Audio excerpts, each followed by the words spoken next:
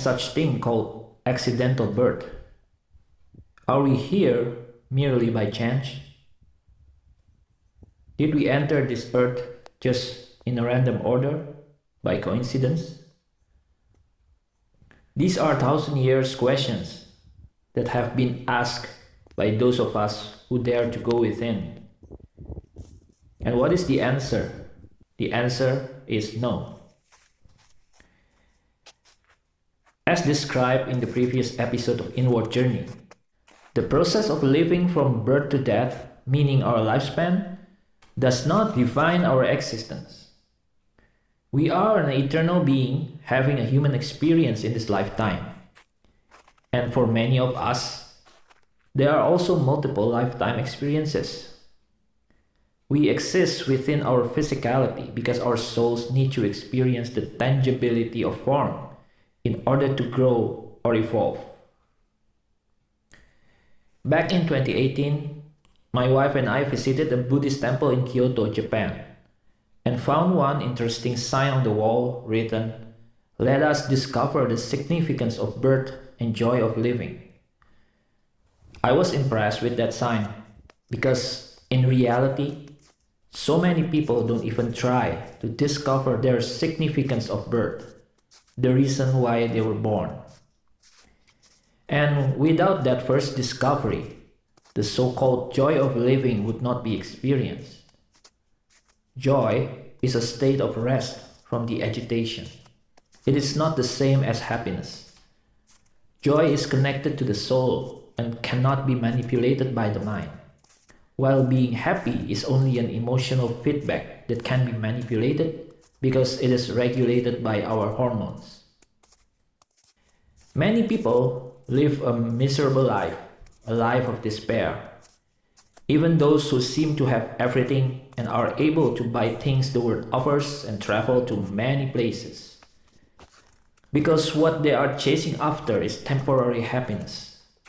They can be happy and in the euphoric state when they achieve those things, only to return back to the state of agitation the next day or two.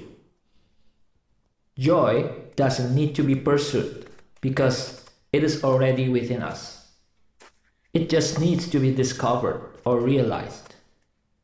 Because it is at the soul level that transcends the limitation of forms, joy leads to the expansion of consciousness.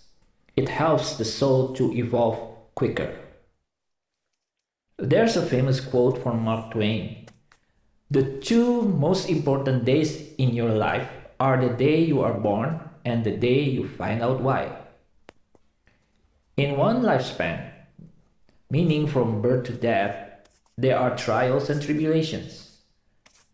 Those are like the quizzes and exams in school, because the world is actually a school for our souls to evolve. It is a simulation, pretty much just like a virtual reality game. But the difference is that it is not for entertainment purposes. The purpose here is for learning. Everything that has forms is illusory and temporary. Physicists in the study of quantum mechanics have discovered proven mathematical equations that we live in a holographic reality, a projection or image. Time is an illusion. Space is an illusion. Our body is an illusion. Your boss's stupid Bentley car is an illusion, as illusory as his farts. Our body is regulated by our DNA, which is an open source biological software that stores information, and it's highly programmable.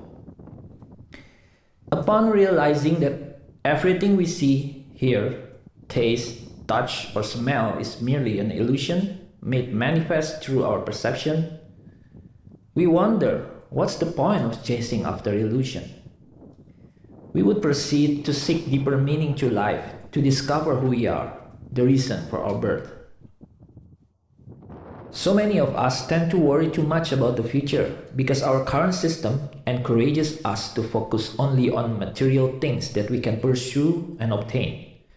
With the word material, it's not just about finances and possessions. It includes everything that we can sense within the construct of space-time. I was one of them. I was once trapped within my own construct, my perceptual illusion, thinking that is real.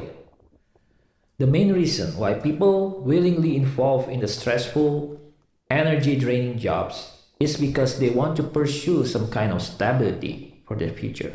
The illusion of rest that they may get after all the labors. But sadly, that kind of rest never comes. Because unfortunately, that is not aligned with the law of nature, namely the law of attraction. If we focus on what we don't currently have with the mindset of wanting or worrying, we will attract the manifestation of lack into our experience. This is the reason why so many people would endlessly immerse in the vicious cycle of chasing after money, possessions, and what have you, and never get satisfied.